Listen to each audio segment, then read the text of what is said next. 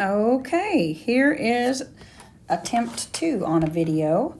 This one we're going to do linear programming and solve using the graphical method. So hopefully you've gotten through graphing lines and then graphing more than one line. Then when you're graphing lines, if it happens to actually be an inequality rather than an equation, you need to shade your feasible region.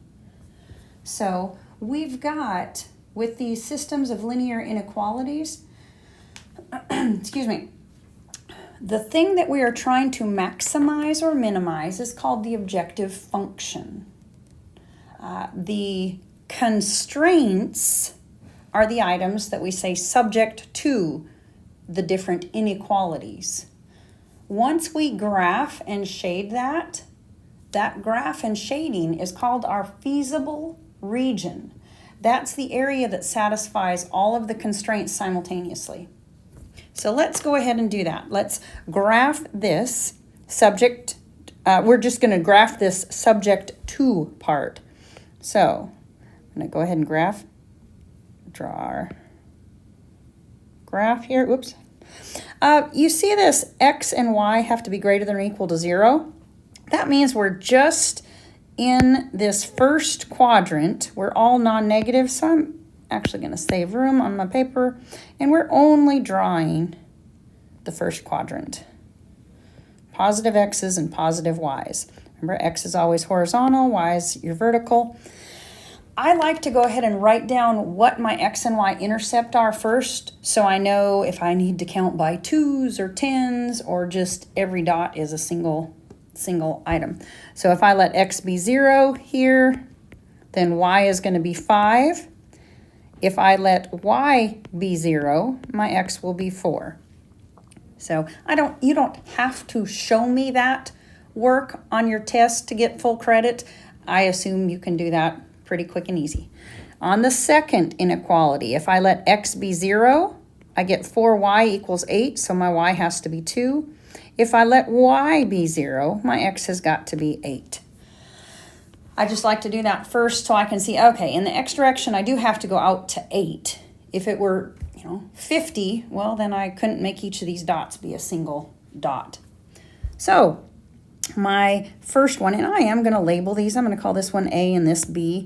When I have several constraints, I forget which one is which once I start graphing. So my A constraint, I'm up here at 0, 5, and then over at 1, 2, 3, 4, 4, 0. Draw a line between those two. I'm just putting the A down there. It'll help me when I shade. And then I've got 0, 2, and 8, 0. Okay. So this is my B constraint. And we said we've got this x is greater than 0. So that would be your y-axis. When you are graphing this on my math lab, you must also graph that. So to graph that, you would put a dot somewhere here on your y-axis, somewhere here on your y-axis, and create the line in between.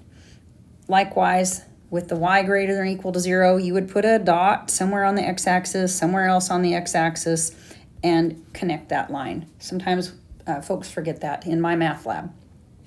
Now I'm ready to shade my feasible region. If you looked at that goofy first video, so I use a test point for that. So for my equation A, if I use the test point 0, 0, I like to use 0, 0 because it wipes out your whole left side. You can always use that unless your line goes through the origin. If 0, 0 is a point on your line, you do have to choose a different point then as your test point. But it's not, so I can plug it in. I've got 0 is less than or equal to 20. Well, absolutely, that is true. So that means, there's my highlighter. That means for my line A, since it was true when I used the origin, I want to shade on the half of the plane that includes 0, 0. So everything to the bottom left of line A is in my feasible region. Now, for B, if I plug in 0, 0, I get 0 plus 4 times 0, which is just 0, is less than or equal to 8. Yep, that is true also.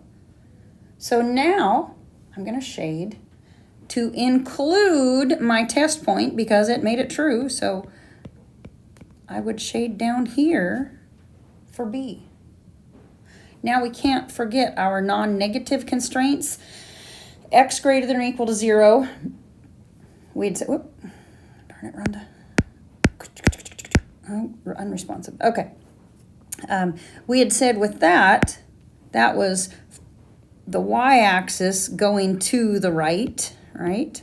So everything over there. And y greater than or equal to 0 is the x-axis and everything above. So where all 4 of those inequalities intersect, where we'd have the green and the pink and the yellow, is this goofy trapezoid down there, okay? Maybe we can make this darker. Okay, this is our feasible region right here. All of the inequalities are satisfied right there. Well, now what we'd like to do, and you noticed we did not graph the objective function. You don't need to graph the objective function. You need to graph the constraints. The maximum or minimum of the objective function is going to be found at one of the corner points of that feasible region if your region is bounded. Bounded means it has a boundary. You could put a fence around it, whatever. Our region here is bounded. It's bounded by, these lines. If it were unbounded, that would be, I don't know how you're going to see this, and then maybe I can erase it. Get another color. Let's say we had some greater than or equal to constraints, and we ended up shading out here in this purple, and it went on and on and on forever. That would be unbounded, but let's get rid of that. Okay, that is not our case. Okay, so again, our corner point theorem says if a bounded feasible region, or in a bounded feasible region, then the optimal value, so max or min, will occur at one or more of the corner points. If the region's unbounded, there might not be an optimal value.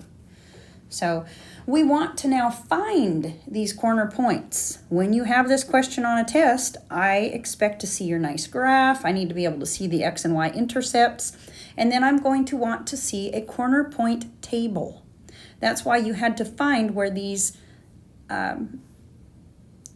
lines intersected. Now, some of these points we used to graph our lines.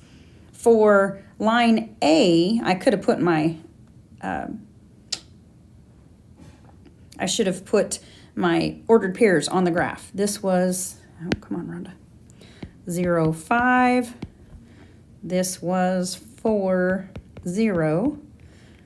For line B, this was 0, 2. And the ordered pair 8, 0. And we know the origin is 0, 0.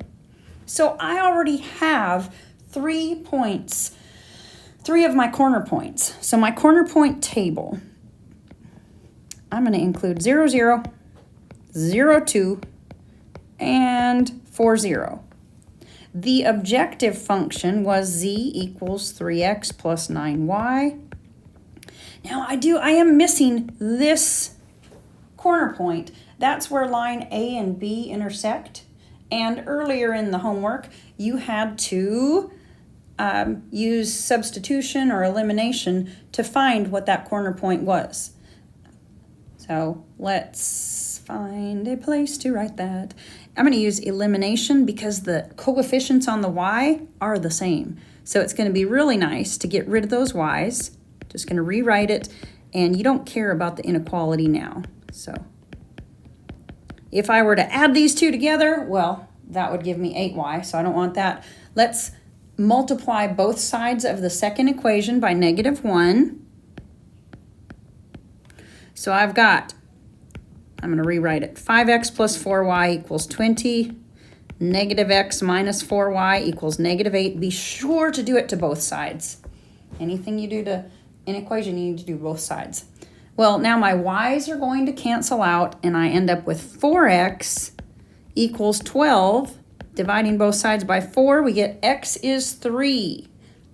Okay, now plug that into one of the equations up at the top. I'm going to plug it into the second one. X plus, whoops, Rhonda. 3. 3 plus 4y equals 8. So 4y equals 5. Y is 5/4 gross. So 1 1/4. In my math lab, just be careful how they say to enter it. If it says to write as an integer or a simplified fraction, well, 1.25 is not an integer, so you would need to put 3 comma 5/4. If it says you can use decimals, then go ahead and put 3 and 1.25. Now, on this corner point table, you're just going to substitute in the x and y into your objective function. So here we've got 18, there we've got 12, and there 3 times 3 plus 5/4 times 9, 20 1/4. If we were to, I forget what I said, I didn't actually say what we were doing, maximizing or minimizing. Some of the problems that are not application problems, some like this will have you maximize and minimize. So if we were minimizing, the minimum would be 0, and it happens at 0, 0, or when x equals 0 and y equals 0. If we were maximizing, our maximum would be 20 1/4, 20.25, and that happens at 3 comma 5/4. So your maximum is not the ordered pair, it is the output for it. So, okay, hopefully that works just fine for you. Okay, let me figure out how to stop this.